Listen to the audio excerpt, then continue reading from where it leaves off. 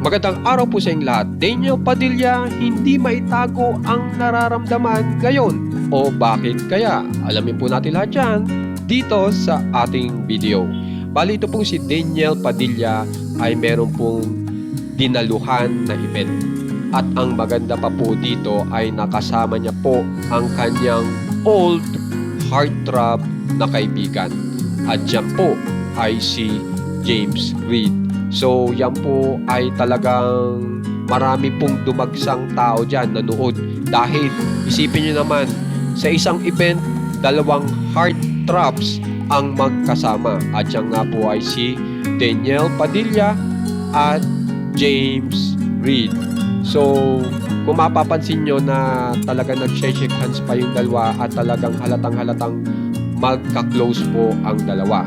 Pero dahil sa nasa event po sila ay nagkaroon po sila ng medyo nakaapekto po kay Daniel Padilla kasi alam naman po natin na pag ini-interview po itong mga artistang ito, lahat po ay inuungkat. Di ba po ba? At ito nga po, in-interview po ito pong si James Reid in-interview. At syempre, bali-balita naman po at matagal na ito pong si James Reid ay may ginagawa pong bagong teleserye. At ang matindi pa po dito, ang mga kapareha po ni James Reid ay itong dating kapareha ni Daniel Padilla.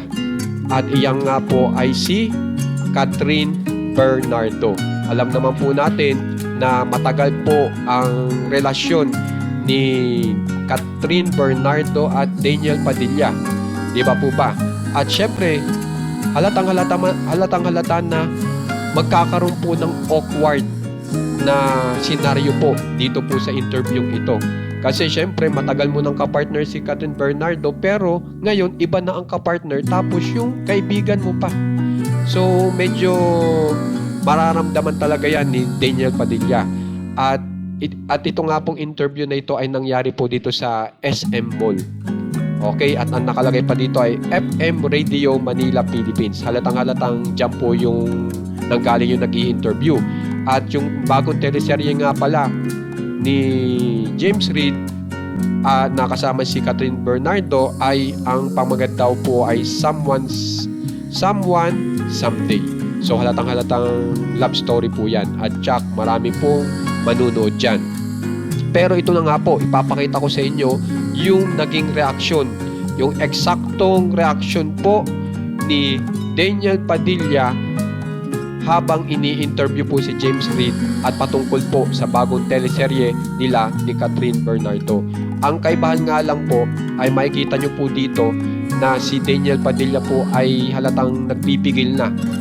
Kumbaga yung kanyang face o muka ay iniiwas niya na sa camera na para makaiwas na makita yung epekto sa kanyang muka habang naririnig niya itong bagong teleserye na ito na hindi na po siya ang kapartner ni Catherine Bernardo.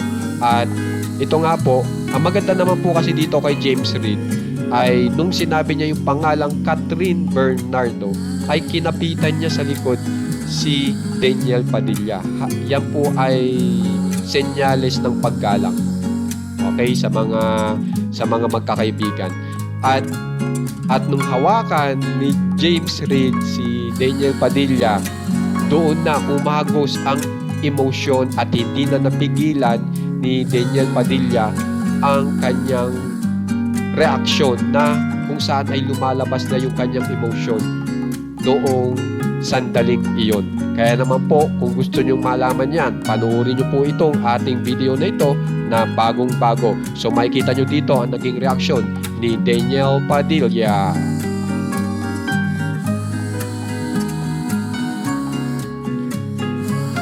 So yan, ini-interview na po si James Reid at yan nga, ini-open up na ang teleserye at yung sinabi, yung Catherine Bernardo, kinapitan si Daniel Padilla at kitang-kita dito po sa big screen ang reaksyon ni Daniel Padilla na talagang napangiti na laang.